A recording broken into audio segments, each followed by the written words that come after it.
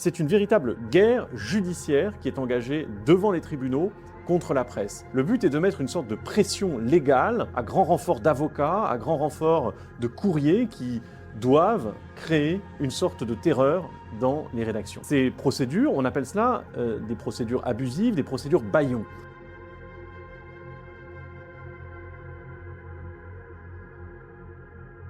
Le classement mondial de la liberté de la presse 2026, que Reporters sans frontières a récemment publié, dresse un paysage très sombre pour la liberté de la presse. Les conditions d'exercice du journaliste n'ont jamais été aussi difficiles depuis 25 ans. Et il y a un trait sur lequel nous avons mis l'accent, c'est la criminalisation du journalisme. Il existe dans beaucoup de pays des garanties constitutionnelles, des codes de la presse qui sont très bien, mais les prédateurs de l'information contournent ce cadre légal pour utiliser des procédures abusives contre les journalistes. Ils vont aller dans le droit commercial, dans des procédures fiscales, dans des procédures pénales, pour essayer de faire taire les journalistes. C'est une véritable guerre judiciaire qui est engagée devant les tribunaux contre la presse. Le but est de mettre une sorte de pression légale à grand renfort d'avocats, à grand renfort de courriers qui doivent créer une sorte de terreur dans les rédactions. Ces procédures, on appelle cela des procédures abusives, des procédures bâillons, des slaps en anglais.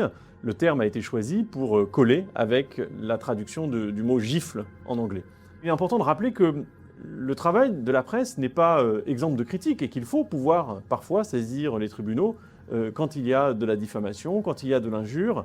Et c'est important de rappeler que le journalisme digne de ce nom, c'est un acte de responsabilité.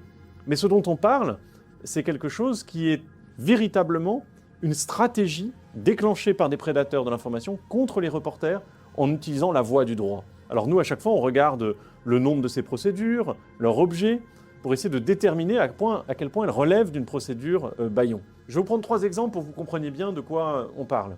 Je suis allé au Guatemala l'autre jour et j'ai rencontré José Rubén Zamora, le directeur de El Periódico, un journal phare du pays. Eh bien, lui fait l'objet, depuis plus de 5 ans, de procédures à répétition selon des leviers qui sont complètement différents.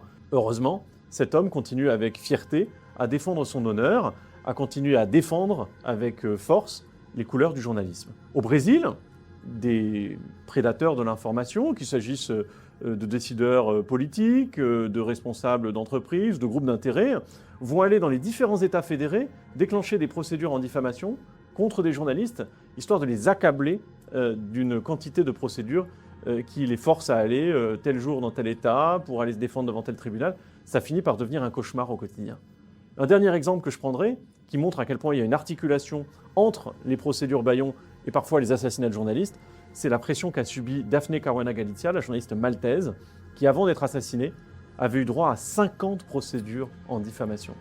Je ne vous dis pas l'énergie que ça doit représenter de faire face à toutes ces procédures, de devoir répondre à des demandes judiciaires, de devoir se préparer avec ses avocats. Il y a aussi des coûts qui sont des coûts économiques engendrés par tout cela.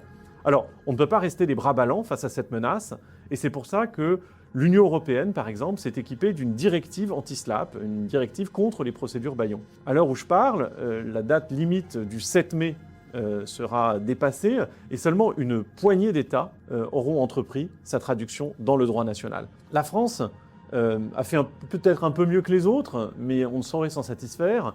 Il y a un décret qui a été conçu à huis clos, qui a été présenté dans les temps, et qui se propose juste de décalquer les points principaux de la directive européenne. C'est dommage, on aurait pu être mieux disant, on aurait pu inclure les procédures pénales en plus des procédures civiles, on aurait pu inclure des dispositions qui visent à écarter la recevabilité des procédures abusives ou même proposer des sanctions ou des amendes pour ceux qui ont recours de façon tout à fait systématique à ce genre de procédé. Alors je crois que c'est important de faire évoluer le cadre pour protéger les journalistes et puis d'être aux côtés des journalistes dans ces procédures qui sont véritablement pénibles. Je crois que tout le monde en a assez de cette criminalisation du journalisme. Le journalisme, c'est la poursuite de l'information dans l'intérêt général.